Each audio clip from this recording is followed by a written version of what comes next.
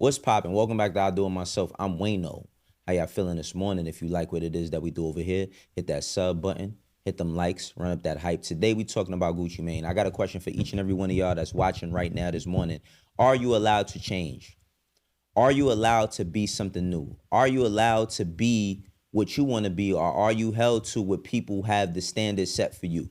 You know what I mean? Even if that's at your own detriment. If you was doing shit that you ain't have no business doing, if you was acting a certain way and people were laughing, they were joking, they were cheering, but now you don't want to do that anymore, are you allowed that grace to grow? I don't think that's, the case for Gucci Mane.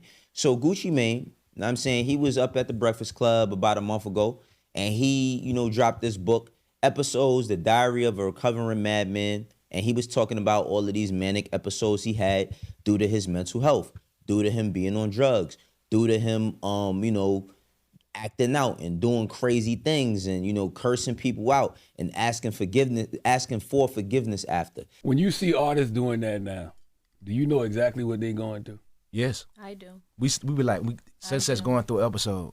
I can see it because I'd have been through it. And I'm be like, I be feeling sorry for them, you know what I'm saying? But because I see the media, they just go with it. Like this person like mad or they being, like mean or whatever, but they be like going through something really mental. It be some mental health stuff going on. Do you reach out to any of those artists? I'm trying to think. Did I reach out? No, I don't do a lot of reaching out because some of them like, I feel like they wouldn't be accepting of it. You know what I'm saying?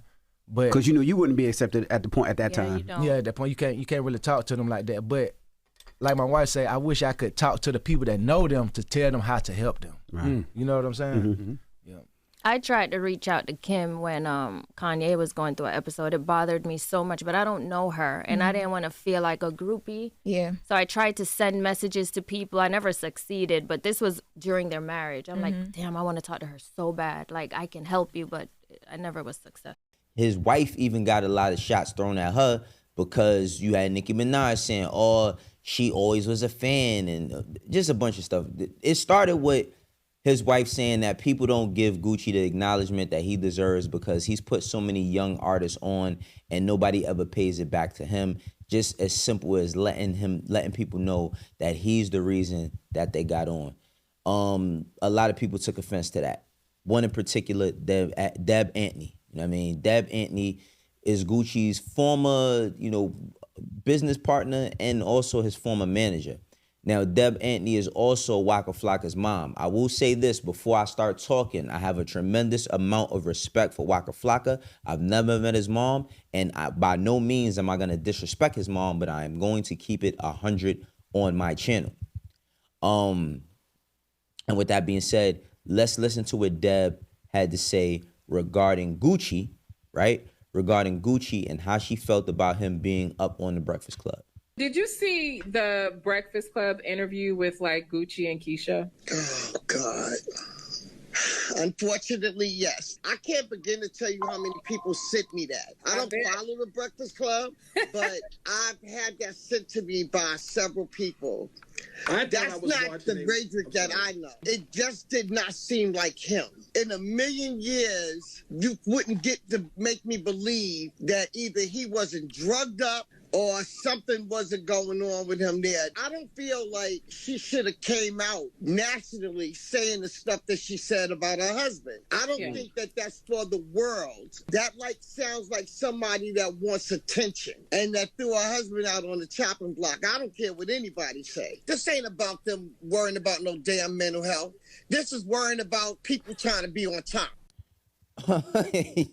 Okay, before we get to that though, here's a word from our sponsor. Yo, this video is brought to you by Jordan Craig Denim. Jordan Craig Denim is a brand, a family-owned brand, working in streetwear business over 30 years by the way of Queens, New York. On top of that, they got everything from premium denim. They got good sweatsuits, good jackets, all types of garments and all types of accessories for any and everything you need. A lot of people have wanted. Everybody from Allen Iverson, the Moneybag Yo, Shiloh Sanders, Paul Pierce, Vin Diesel. They got something for everybody. You know it's full time. You got to get right. Go get you one of these sweatsuits. This sweatsuit I got on in particular is extremely comfortable. I can move around in it. It's comfy. I feel like I could wear this to go outside. I could wear this to the gym. I could wear this to go get my groceries, pick up my kids from school, whatever it is I need to be doing. Good airport fit. Jordan Craig got it. So if you like this sweatsuit or any of the stuff that you've seen, make sure that you hit jordancraig.com and use my code. Like I said, you support me, you support this channel, support Jordan Craig. Now, Deb says that's not the Roderick that she knows, right? He looks like he was drugged up. And since Gucci has made a change in his life, I'm saying, there's been a lot of people that say things like that he looks sedated or his wife's controlling him. Keep in mind that this is his wife. We don't know what they do behind closed doors. We don't know the relationship that they have behind closed doors, regardless to how long anybody has known them or how they feel regarding their situation that they had prior, because that was the situation then. This is now, right? But I had seen this, right? And when I seen this, I had made a comment on social media, and I said, nigga can't even get sober out here, right? And of course, there was people who agree with me, but then you had one person in particular who didn't, and he said, everybody closest to him says he's not the same at all. We don't know him. I take the word over a woman who popped up out of nowhere being his wife. Now, I think saying that a woman that popped up out of nowhere being his wife just shows how misinformed this dude is, because he's been with Keisha for a long time. They've been together for some time now. You know what I mean? Like, we see these relationships play out in the public. Now, my thing was, with him is like, my own experience being around Gucci Mane. I interviewed Gucci Mane along with my co-host Academics and the Desk on Everyday Struggle. When he was up there, Gucci was talking, you know what I mean? And he was different, you know what I'm saying? He was different from the Gucci Mane that I was listening to when I was coming up. And he was totally different, right? And he was a little bit more poised. He wasn't disrespectful. But at one point in time during the interview, he had a moment where he said something really, really disrespectful. And he caught himself for a second, you know what I mean? And then he stopped, brought himself back together, and then continued. After the episode was done, he came back in the room and he said to us, yo, he didn't say nothing disrespectful to us. He said something disrespectful about somebody in particular who I won't name. But he came back to us and he was like, yo, I'm sorry I talked like that. Like, I shouldn't speak about anybody like that. And we always like, damn, okay. Like, I mean, for us, we known Gucci Mane to be rude and disrespectful because that's how he was in his music. We known Gucci Mane to, you know, have outbursts in the court or when he was getting locked up or have these crazy charges of things that he was doing. But now he seemed extremely different, right?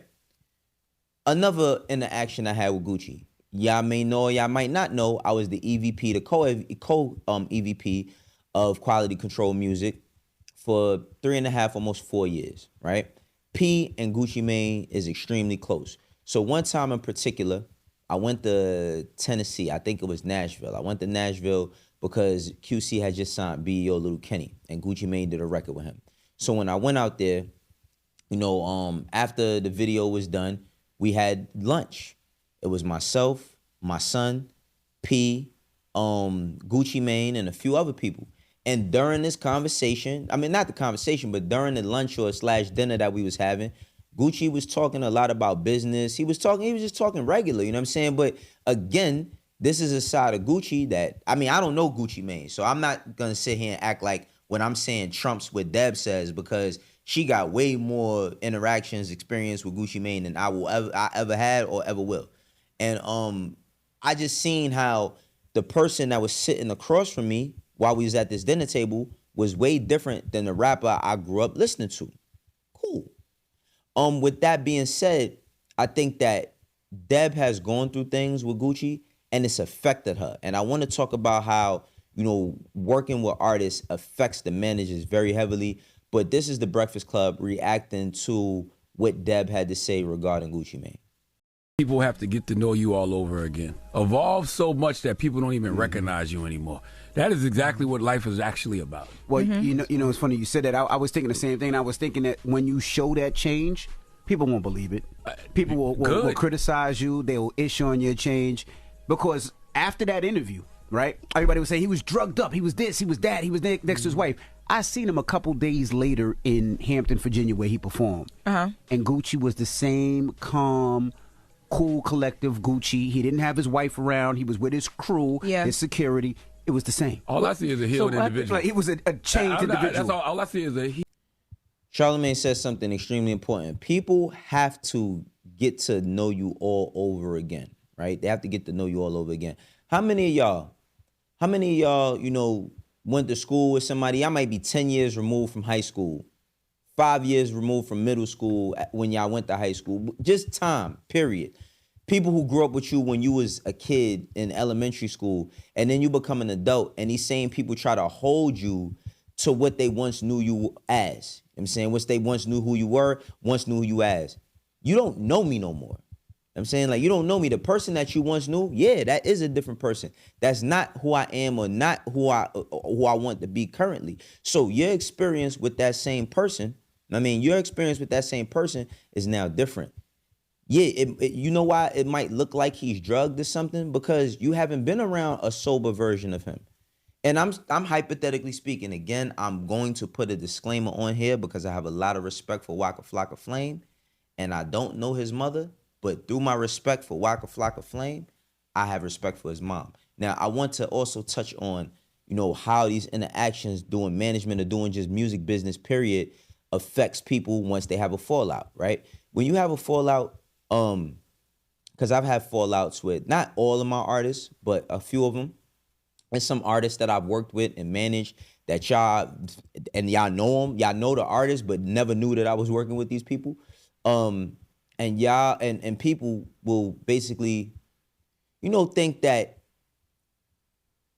once the split happens that the person who's doing the management or the person that was doing the business, that they did something wrong, right? And that perception rules the reality every single time. I mean, because this person makes your favorite songs or you like what it is that they do, you don't even want to hear nothing from the person who was behind the scenes doing everything with them, right? And I think that for a person like myself that's gone through this and it affected me mentally, I really understand where Deb is coming from because you can hear it in her tone. You can hear it in her voice. I mean, she is from Southside Jamaica, Queens, and she is a loud, you know, she's the loud moms, you know what I mean? But you can hear it in her voice, you can hear it in her tone, that while she was working with Gucci, some things might have not went right. Here's another reaction from the Breakfast Club, though. But when I seen him in Virginia and Hampton, he came up to me and he said, "I just want to say thank y'all." And I said, "Why? What's up?" He said, "Because I shared my story." And he said, "I know some people will joke and some people won't." He said, "But people are actually reading the book and so many people are hitting me saying, hey, you helping to change my life. I want to change my life for the better. I'm getting into therapy. I'm getting help." And he said that was the main focus. The path of personal growth and development brings huge changes in your life. And yes, they go from the inside out. Yes, you should not recognize me. I don't have, that's how you should evolve. Now, I once was told that I was Hollywood by somebody. And they told me I was Hollywood, and I'm like, when I thought about it, I'm like, you don't even really know me. Like, we know each other for years. A lot of people that you know don't personally know you, though.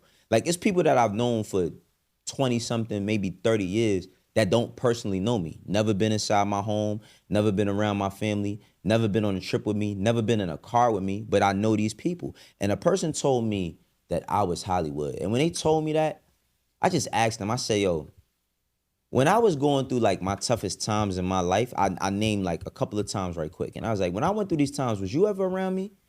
And then they just got quiet, and the people that I was looking got quiet too. And they didn't have anything to say. And I'm like, yeah, don't talk nothing about who I am or that, because you don't know me, right? You know me, but you don't know me. It's no different than an entertainer, right? You look at an entertainer and you think because you listen to their music or you see them out and about, or you might have seen them or been around them at one point in time in their life, that you know them or where they're at now. Now, there's another, clip from Deb talking about this. I want to listen to this. And then there's one last one from Ray Daniels, the Guard Show, that I want to play as well, because I feel like it kind of sews it up and gives a better, a better foundation of why Deb feels the way she does. went through tons of stuff with him, and I'm not going to go through all of that now just because I don't deal with him. I've never advertised anything. People never knew about none of that stuff. And I placed him in hospitals. I've done various things, and nobody ever knew nothing about it. And when she sat there and said, oh, she wished that people would bring him up, well, talk about me, because you wouldn't have him if it wasn't for me. And that pissed me off when I seen that. My son always talk about Gucci, and Waka didn't come out when Gucci was on the stage. Waka was Gucci's hitter. It wasn't about him doing music with Gucci. That didn't happen. He didn't put French Montana out. He didn't put Nicki out. I put Nicki on that stage. He never wanted her on the stage. That's and really he didn't do nothing with French. He robbed French. I'm tired of them taking away what I did. I got boxes and boxes of paperwork anytime they want to try me. See, the thing about this situation with Deb and Gucci is, you know, it's personal. It's personal on a lot of levels. And the things that she's saying about, you know, why they don't bring her up, why they not bringing her up, they can have whatever reasons, right?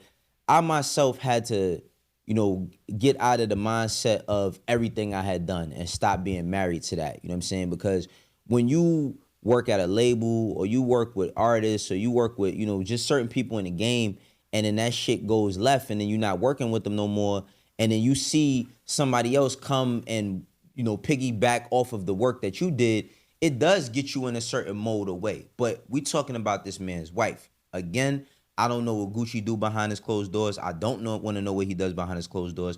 But this is his wife that we talking about. With Deb saying, you know, she was the one that put him into the hospital. She was the one that did all of that. I understand that she said regarding Gucci's wife, Keisha, that it seems like she wants to be seen or she wants to be, you know, be known for that. But it can go the same way for Deb as well. You know what I mean? I think it could go the same way for her. There's people that are going to view it. See, I'm viewing it from the lens of I've been in the seat of working with people and they give you their ass to kiss. And I even had a female artist that did the same, man. To talk about the switch up. Talk about the switch up, man. It get crazy out here, especially when it come to that bread. You know what I'm saying? Everybody's in love when it ain't no money. Now, this last clip that I'm going to play from from Ray Daniels' show, like I said, it lays a little bit more of a foundation so you can understand why Deb is so heated about what's going on. Just listen to it. Juice done got on there and said I stole millions of dollars for him, but I'll still do anything he need me to do for him. You understand? But with Gucci, that's a whole nother breed right there. That's something total. It's totally different. It's broken to you. That one right there. That one hurt me to chopped me up to a non-repairable point.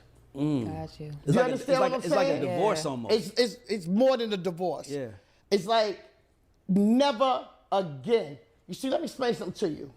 If you don't respect your mama, your daddy, or your children, who the hell did I really think I was? Right. Who did I think I was?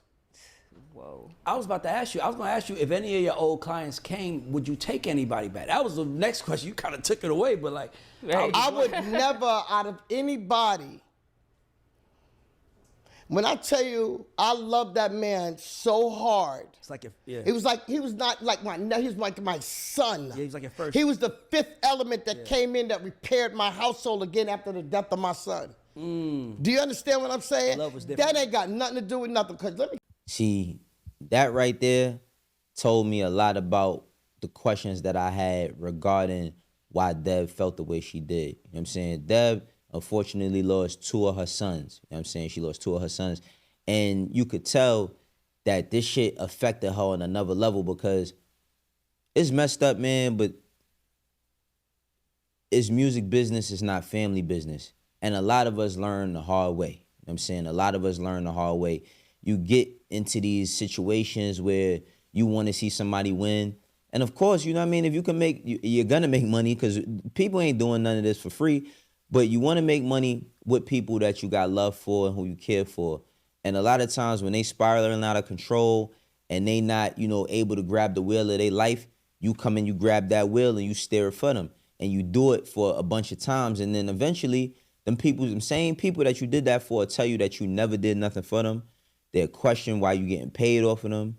They'll say negative things about you, and then, you know, ultimately forget everything. I mean, they'll forget everything. So, you know, on one hand, I do understand where Deb is coming from, with how she feels, because like she said, he repaired her household. You know what I'm saying? Like, she lost a son, and he was like a son to him, and they were close. And Deb never strikes anybody as a person that lets people in or lets people around just because of how aggressive she is. You feel me? But this is some real shit right here. But I also want to commend and big Gucci up, and Keisha, you know what I mean, up as well, because all the stuff that people used to make fun of Gucci for, and they used to cheer for him for, they no longer celebrate when he's doing the opposite. You know what I mean? People are still talking about, bitch, I might be. You know what I mean? Or people are still, you know, referencing times where he did things that was outlandish, or he said outlandish things, or he said certain things on records that was crazy. You know what I mean? Or playing back those DVD moments. You know what I mean? All them crazy ass DVD moments. But I do believe, and this is just my own belief. You could have a different belief. That's your right. But I do believe that, you know what I mean, Gucci has taken the time to work on his mental health, to work on his physical, you know what I mean, to work on everything. It was a point in time where it seemed like it was over for him. You know what I mean? Like, really, really over for him. And, you know, it's a shame that when somebody turns the trajectory of their life into 180, when they turn to the opposite, they're not celebrated like they once were. You know what I mean? When he had the big gut, you know what I'm saying, and he did the ice cream tattoo on his face, people was happy. But once he starts talking about mental health, and he starts talking about healing and therapy and episodes, you know what I mean, the diary of a recovering madman, when he's telling his story, it's not as sexy as it was when it was on the mixtapes. Y'all let me know how y'all feel, though. This is how I do it myself. For the ones that rock with me, you know how we doing. For the ones that don't, eventually you will. I will catch you on the next one. Peace.